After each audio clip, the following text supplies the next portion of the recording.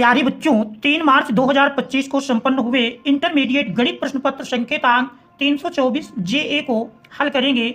यदि चैनल पर आप नए हैं तो चैनल को सब्सक्राइब कीजिए, वीडियो को लाइक कीजिए और अपने मित्रों तक शेयर अवश्य कर दीजिए। अब हम देखते हैं संकेतांक 324 जेए के हल को। देखते हैं सबसे पहले प्रश्न को। देख रहे पहले प्रश्न में दिया है, हमारा पहला प्रश्न है कि निम्नलिखित सभी खंडों को हल कीजिए। देखिए प्रश्न नंबर 1 में दिया है कि निम्नलिखित सभी खंडों को हल कीजिए। सही विकल्प चुनकर अपनी उत्तर पुस्तिका में लिखिए। तो देखते हैं पूरी कॉन्सेप्ट के साथ प्रश्नों को हल करेंगे। पहले का का नंबर, पहले के का में देख रहे दिया है कि समुच्चय 1 2 3 4 5 में से देख रहे समुच्चय दिया है 1 2 3 4 5 1 2 3 4 5 में आर बराबर देख रहे आर बराबर दिया है a b a comma b such that b equal to a plus 2 द्वारा परिभाषित संबंध है। तो हमको दिए हुए ऑप्शन में जांच करना है कौन सा विकल्प सही है। तो देख रहे हैं यदि संबंध आर बराबर हम रोस्टर रूप में लिखें तो देख रहे हैं रोस्टर रूप में दिया है a b such that b बराबर ए प्लस 2, अर्थात बाद का अवयव पहले के अवयव से 2 अधिक है। तो देख रहे हैं यदि हम ए बराबर 1 रख दें, ए बराबर 1 रखने पर बी का मान 3 मिल जाएगा, अर्थात 1 3 इस संबंध का एक अवयव है। इसके बाद 2 रखेंगे तो 2 + 2 4, 2 4 मिल जाएगा। इसके बाद फिर देख रहे हैं 3 रखने पर 3, 5, इसके बाद 4 यदि रखते हैं तो देख रहे हैं बी का मान 6 मिल जाएगा, जो कि दिए गए समुच्चय में अवयव नहीं है, इसलिए अब ये संबंध आर बनता है। अब यहां पर हम देख रहे हैं चूंकि 1 1 does not equal to 1 1 does not belongs to R, इसलिए यह स्वतुल्य संबंध नहीं है, इसलिए यह स्वतुल्य नहीं है, स्वतुल्य संबंध नहीं है। इसके बाद हम सममित की जांच करेंगे। देख रहे हैं 1 3 बिलोंग्स टू आर, क्योंकि 1 3 बिलोंग्स टू आर, बट देख रहे हैं चूंकि 1 3 तो बिलोंग्स टू आर दिया है, लेकिन 3 1 does not belongs to R, इसलिए यह सममित संबंध भी नहीं है, सममित नहीं है। देख रहे हैं संक्रमक होने के लिए 1 3 बिलोंग्स टू आर, देख रहे हैं 1 3 belongs to R and 3 5 belongs to R. तो देख रहे हैं 1 3 belongs to R and 3 5 belongs to R, लेकिन 1 5 does not belongs to R, 1 5 does not belongs to R, इसलिए यह संक्रमक संबंध नहीं है, संक्रामक संबंध नहीं है। तो देख रहे हैं ना तो स्वतुल्य है, ना तो सम्मित है और ना ही संक्रमक है। देख रहे हैं विकल्प में, पहले विकल्प में लिखा है स्वतुल्य और सम्मित नहीं किंतु संक्रमक, देख रहे हैं गलत है। सेकंड स्वतुल्य और संक्रामक नहीं किंतु सम्मित, देख रहे हैं सम्मित नहीं है, गलत दिया है। थर्ड सम्मित और संक्रामक नहीं किंतु स्वतुल्य, ये भी ऑप्शन गलत है। चौथे में देख रहे लिखा है स्वतुल्य नहीं, सम्मित नहीं और ना ही संक्रमक। इस प्रकार से प्रश्न 1 के का विकल्प 4 सही है, विकल्प 4 सही है। इसके बाद हम देखते हैं प्रश्न नंबर 1 के खा को। देख रहे हैं प्रश्न नंबर 1 के खा में दिया है, कह रहा यदि आव्यूहों ए और बी की कोटियां क्रमशः, देख रहे हैं आव्यूह ए और बी की कोटियां क्रमशः कह रहा यम गुणे एन और यन गुणे पी हो तो ए बी की कोटि होगी। तो हम जानते हैं, देख रहे हैं प्रश्न नंबर 1 के खा में आव्यूह ए की कोटि दी हुई है यम गुणे एन, जबकि आव्यूह बी की कोटि है यन गुणे पी। हमको ए बी की कोटि बताना है, तो हम जानते हैं ए बी की कोटि बराबर होगी, देख रहे हैं ए बी की कोटि निकालने के लिए ए की कोटि है यम गुणे एन, बी की कोटि है यन गुणे पी। तो देख रहे हैं पहले में स्तंभ दूसरे की पंक्ति हट जाएंगी, ए बी की कोटि मिल जाएगी यम गुणे पी, और यम गुणे पी यदि आप देखें तो यम गुणे पी देख रहे हैं विकल्प नंबर फर्स्ट में है। तो इस प्रकार से पहले के खा का विकल्प फर्स्ट सही है, विकल्प फर्स्ट सही है। इसके बाद हम पहले का गा नंबर देखते हैं। देख रहे पहले के गा नंबर में दिया है क्या अवकल समीकरण 7 d cube y upon d x cube का whole square plus 5 d square y upon d x square का whole cube plus x d y upon d x plus y बराबर 0 की घात होगी। तो इसमें देख रहे हैं यदि अवकल समीकरण की हम कोटि देखें तो चूंकि इसमें सबसे अधिक 3 है, इसलिए इसकी कोटि तो 3 होगी और घात जो अधिकतम अवकलज होगा उसी की घात अवकल समीकरण की घात कहलाती है। तो देख रहे हैं इसमें घात 2 लगी है, इसलिए इस अवकल समीकरण की घात 2 होगी। घात 2 देख रहे हैं विकल्प नंबर सेकंड पर है, तो 1 के घा का विकल्प सेकंड सही है। इसमें विकल्प सेकंड सही है। सेकंड देख रहे हैं घात 2 दी है, तो विकल्प सेकंड इसका सही है। इसके बाद हम घा नंबर देखते हैं। प्रश्न 1 का घा, 1 के घा में देख रहे हैं सदिश i प्लस जे माइनस 2 के कैप की दिक् कोज्याएं हैं। तो देख रहे हैं दिक् कोज्याएं निकालने के लिए सदिश देख रहे हैं दिया है i प्लस जे माइनस 2 के i cap plus J cap minus 2 के कैप, और इसकी हमको दिक् कोज्या निकालना है। यदि सदिश को हम वेक्टर a बराबर मान लें, अब हम इसका मापांक निकालेंगे।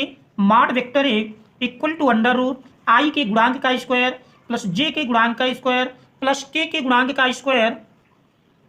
देखिए सरल करेंगे तो अंडर रूट 1 प्लस माइनस 2 का स्क्वायर 4, 1 5, 1 6, देख रहे हैं अंडर रूट 6। इस प्रकार से दिक् कोज्याएं मिल जाएंगी।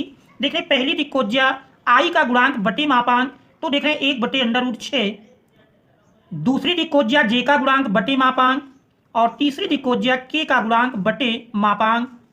तो देख रहे हैं 1 बटे अंडर रूट 6, 1 बटे अंडर रूट 6 माइनस 2 बटे अंडर रूट 6। देख रहे हैं ये हमारा विकल्प नंबर सेकंड पर दिए हैं।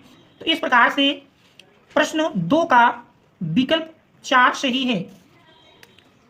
देख रहे हैं इसमें विकल्प सेकंड सही है। विकल्प सेकंड सही है। इसके बाद हम देखते हैं अंगा नंबर में।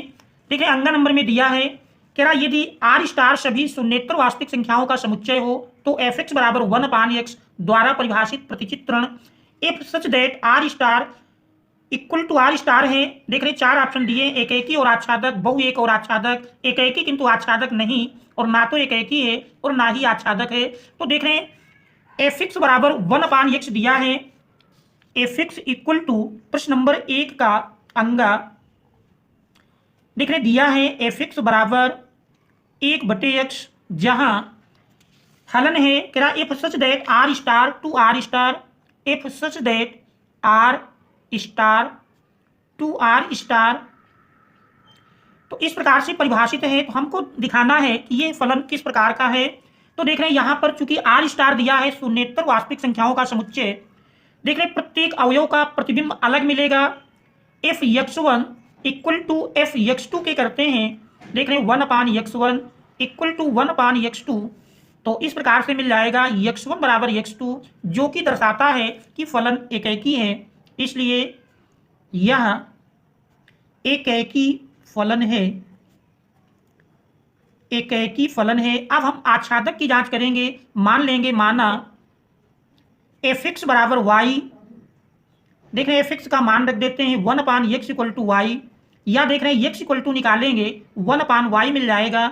इससे स्पष्ट होता है कि सह डोमेन का प्रत्येक अवयव डोमेन के किसी न किसी अवयव से संबंधित होगा, अर्थात सह डोमेन बराबर परिसर के मिल जाएगा, जो कि सिद्ध करता है यह आच्छादक है, इसलिए यह आच्छादक फलन है।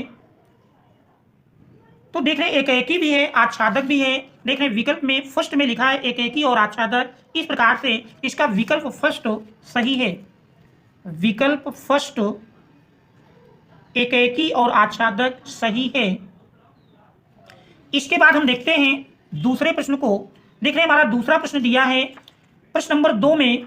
देख रहे हैं प्रश्न नंबर 2 में कह रहा निम्नलिखित सभी खंडों को हल कीजिए, जिसमें दूसरे का नंबर है काश इनवर्स -1/√2 का कह रहा मुख्य मान ज्ञात कीजिए।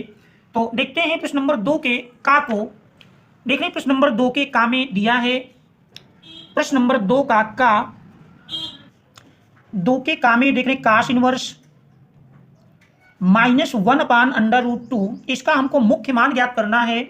हम जानते हैं काश इनवर्स -x बराबर होता है pi minus cos inverse x, पाई माइनस काश इनवर्स x की जगह देख रहे हैं 1/√2 है।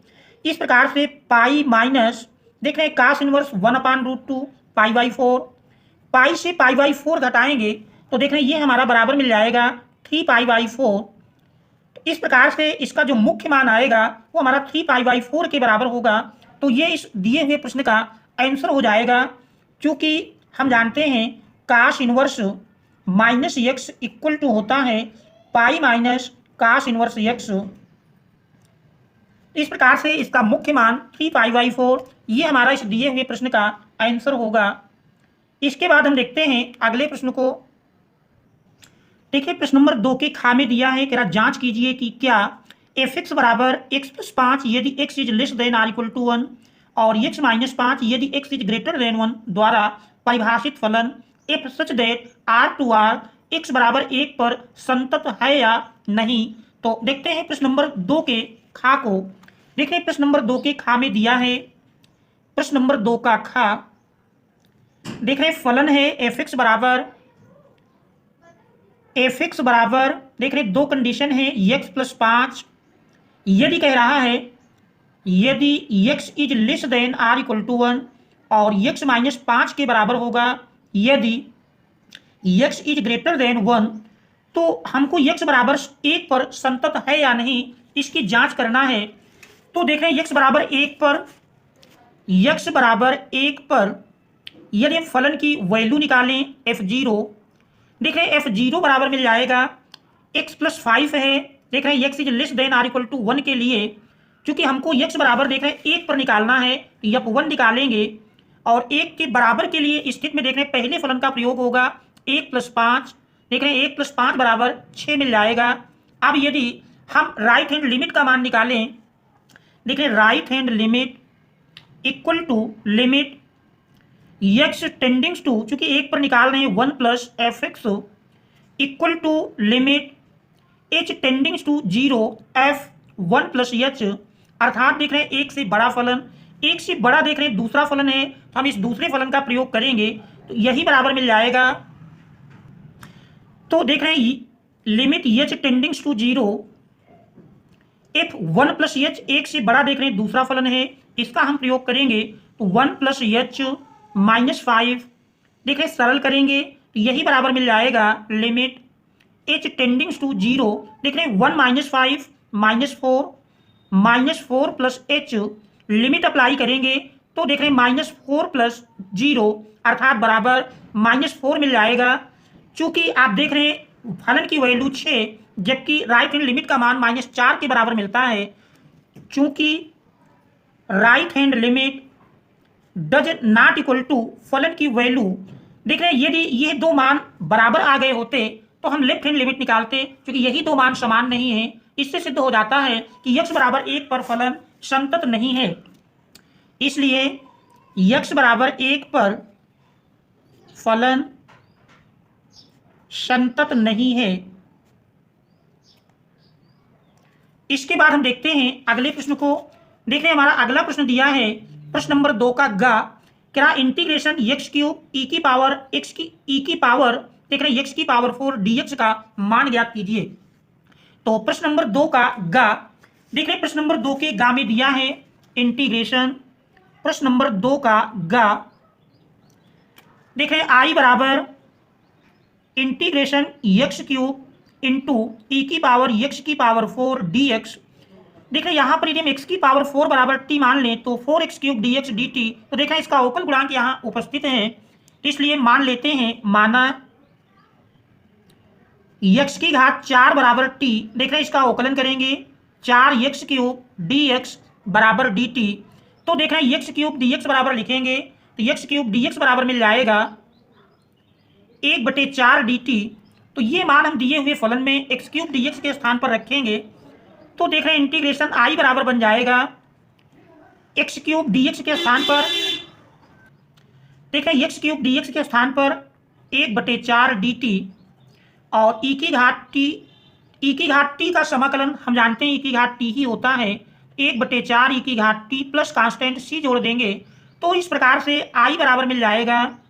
देख रहे हैं t का मान रख देंगे 1/4 e⁻x⁴ प्लस कांस्टेंट c तो ये हमारा इस दिए हुए प्रश्न का आंसर होगा। इसके बाद हम देखते हैं अगले प्रश्न को। देख रहे हैं हमारा अगला प्रश्न दिया है। अगले प्रश्न में कह रहा है प्रश्न नंबर 2 का घ दो के घा में देखने कह रहा है यदि पी बी बराबर 9/13 और पी ए इंटरसेक्शन बी बराबर 4/13 तो पी ए अपान बी का मान ज्ञात कीजिए। देखते हैं प्रश्न नंबर 2 के घा को। देख रहे हैं प्रश्न नंबर 2 के घा में दिया है, प्रश्न नंबर 2 का घा देख रहे हैं, इसमें मान दिए हैं पी बी बराबर है 9/13, पी ए इंटरसेक्शन बी बराबर है 4/13। हमको ज्ञात करना है पी ए अपान बी का मान, पी ए अपान बी ये ज्ञात करना है। इसके लिए फार्मूला जानते हैं, P A upon B equal to होता है, देख रहे हैं P A upon B equal to, देख रहे हैं P A upon B equal to P A intersection B upon P B. तो इसमें मान रख देंगे पी ए इंटरसेक्शन बी देखने दिया है 4/13 अपान पी बी का मान 9/13। देखिए 13 कैंसिल हो जाएगा। इस प्रकार से p A upon B equal to मिल जाएगा 4/9। तो ये हमारा इस दिए हुए प्रश्न का आंसर होगा, पी ए अपान बी बराबर 4/9। तो ये प्रश्न का आंसर हो जाएगा। इसके बाद हम देखते हैं अगले प्रश्न को। देख रहे हैं प्रश्न नंबर 2 के अंगा में दिया है कि मान लीजिए कि वेक्टर ए बराबर आई कैप प्लस 2 जे कैप और वेक्टर बी बराबर 2i कैप प्लस जे कैप है, तो क्या माड वेक्टर ए बराबर माड वेक्टर बी, क्या सदिश वेक्टर ए और वेक्टर बी समान हैं। तो देखते हैं प्रश्न नंबर 2 के अंगा भाग को। देख रहे हैं प्रश्न नंबर 2 के अंगा में दिया है वेक्टर ए और वेक्टर बी के मान दिए हैं। वेक्टर ए बराबर देख रहे हैं आई कैप प्लस 2 जे कैप और वेक्टर v बराबर दिया है, देख रहे हैं वेक्टर v का मान है 2i कैप प्लस जे कैप। तो कह रहा क्या माड वेक्टर ए इक्वल टू माड वेक्टर v, तो दोनों का हम मापांक ज्ञात करेंगे। माड वेक्टर ए इक्वल टू मिल जाएगा अंडर रूट, देखिए i के गुणांक का स्क्वायर प्लस j के गुणांक का स्क्वायर, सरल करेंगे तो देख रहे हैं यही बराबर मिल जाएगा अंडर रूट 1 का स्क्वायर 1 प्लस 2 का स्क्वायर 4, देख रहे हैं अंडर रूट 5। अब हम b का मापांक निकालेंगे, मॉड वेक्टर v बराबर अंडर रूट i के गुणांक का स्क्वायर, देख रहे हैं i का गुणांक 2 है 2 का स्क्वायर प्लस j के गुणांक का स्क्वायर 1 का स्क्वायर, 2 का स्क्वायर देख रहे हैं 4, 1 का स्क्वायर 1 तो 4 1 5 अंडर रूट 5। तो देख रहे हैं मॉड a बराबर मॉड b। प्रश्न कह रहा था क्या मॉड a बराबर मॉड b, तो देख रहे हैं लिख देंगे हाँ दोनों का मान समान मिलता है, तो हाँ मॉड वेक्टर a बराबर वेक्टर v। तो देख रहे हैं ये दोनों समान हैं। फिर आगे प्रश्न में कह रहा है क्या सदिश वेक्टर a और वेक्टर v समान हैं, क्या सदिश वेक्टर a और वेक्टर v समान हैं। तो देख रहे हैं दो सदिशों को समान होने के लिए आवश्यक है कि दोनों सदिश का मापांक समान हो और उन वे समांतर भी हों। देख रहे हैं यहाँ पर दोनों सदिश समांतर नहीं है। वेक्टर a और वेक्टर v को समान होने के लिए उनका परिमाण और दिशा अर्थात समांतर समान होने के लिए उनका परिमाण और दिशा समान होनी चाहिए, दिशा समान होनी चाहिए। लेकिन देख रहे हैं परिमाण तो समान है, लेकिन परिमाण समान है परंतु दिशा असमान है, परंतु दिशा असमान है। इसलिए वेक्टर ए और वेक्टर v, वेक्टर ए और वेक्टर v समान नहीं है, समान सदिश नहीं है। देखिए पूछ रहा है कि क्या सदिश वेक्टर ए और वेक्टर v समान है, तो वेक्टर ए और वेक्टर v समान सदिश नहीं है। तो ये हमारा इस प्रश्न का आंसर हो जाएगा। इसके बाद हम देखते हैं अगले प्रश्न को। देख रहे हैं हमारा अगला प्रश्न दिया है प्रश्न नंबर 3 में यदि देखें तो देख रहे हैं प्रश्न नंबर 3 में दिया है प्रश्न नंबर 3 का देख रहे हैं प्रश्न नंबर 3 के का में कह रहा निम्नलिखित सभी खंडों को हल कीजिए, जिसमें 3 के का में कह रहा dy/dx का मान ज्ञात कीजिए यदि y बराबर tan inverse 3x minus x cube अपान 1 माइनस 3x², जहाँ x की वैल्यू देख रहे हैं -1/√3 से तो बड़ी है और 1/√3 से छोटी है। तो देखते हैं प्रश्न नंबर 3 के का को। प्रश्न नंबर 3 का देख रहे हैं, प्रश्न नंबर 3 के का में दिया है y बराबर tan इनवर्स, देख रहे हैं y बराबर tan inverse 3x minus x cube अपान 1 माइनस 3x², जहां x की वैल्यू देख रहे हैं -1/√3 से x का मान बड़ा है और 1/√3 से छोटा है। तो देख रहे हैं ये कंडीशन दी हुई है। तो यहां पर देख रहे हैं इस दिए हुए फलन में यदि हम रूपांतरण के द्वारा अवकलन करें, x बराबर tan थीटा रख दें, x बराबर tan थीटा रखने पर देख रहे हैं x बराबर tan थीटा रखने पर देख रहे हैं x बराबर tan थीटा रखेंगे तो ये दिया हुआ फलन इस प्रकार बन जाएगा y बराबर tan इनवर्स, देख रहे हैं x की जगह tan थीटा रखेंगे तो 3 tan theta minus tan cube theta upon 1 minus 3 tan² theta. तो देखें तो ब्रैकेट के अंदर ये tan 3 थीटा का फार्मूला बन जाता है बराबर tan इनवर्स tan 3 थीटा। देख रहे tan इनवर्स tan पास पास है, इनका विलोपन हो जाएगा तो बराबर 3 थीटा, थीटा का मान रख दें। देख रहे यहां पर हमने x बराबर tan थीटा रखा था तो थीटा का मान tan इनवर्स x मिल जाएगा 3 tan इनवर्स x। तो देख रहे हैं y बराबर 3 tan इनवर्स x के सापेक्ष अवकलन कर लेंगे तो dy अपान dx बराबर देख रहे हैं 3 इंटू tan इनवर्स x का, देख रहे हैं tan इनवर्स x का अवकल गुणांक 1/1 प्लस x²। तो इस प्रकार से देख रहे हैं dy अपान dx बराबर मिल जाता है dy upon dx equal to 3/1 plus x²। तो ये हमारा इस दिए हुए प्रश्न का आंसर हो जाएगा। इसके बाद हम देखते हैं अगले प्रश्न को। देख रहे हैं प्रश्न नंबर 3 के खा में दिया है, प्रश्न नंबर 3 का खा है कह integration 1/x² minus a² dx का मान ज्ञात कीजिए। तो प्रश्न नंबर 3 का खा देख रहे हैं 3 के खा में दिया है इंटीग्रेशन i बराबर मान लेते हैं 1/x² माइनस a² dx।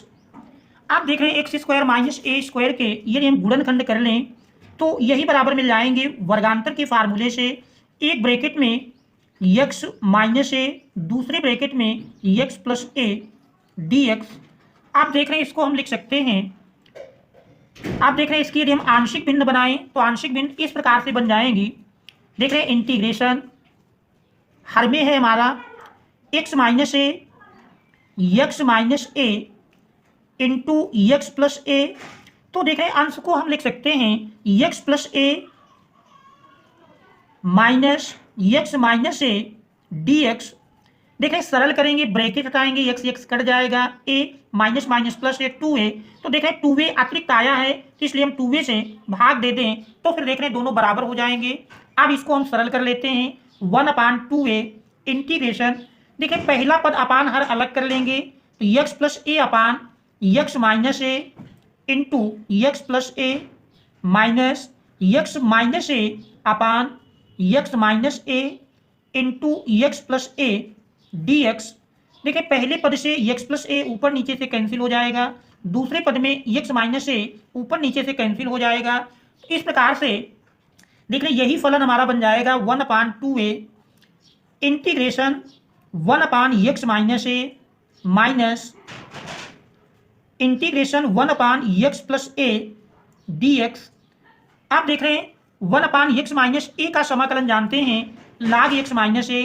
तो देख रहे हैं 1/2a इंटू log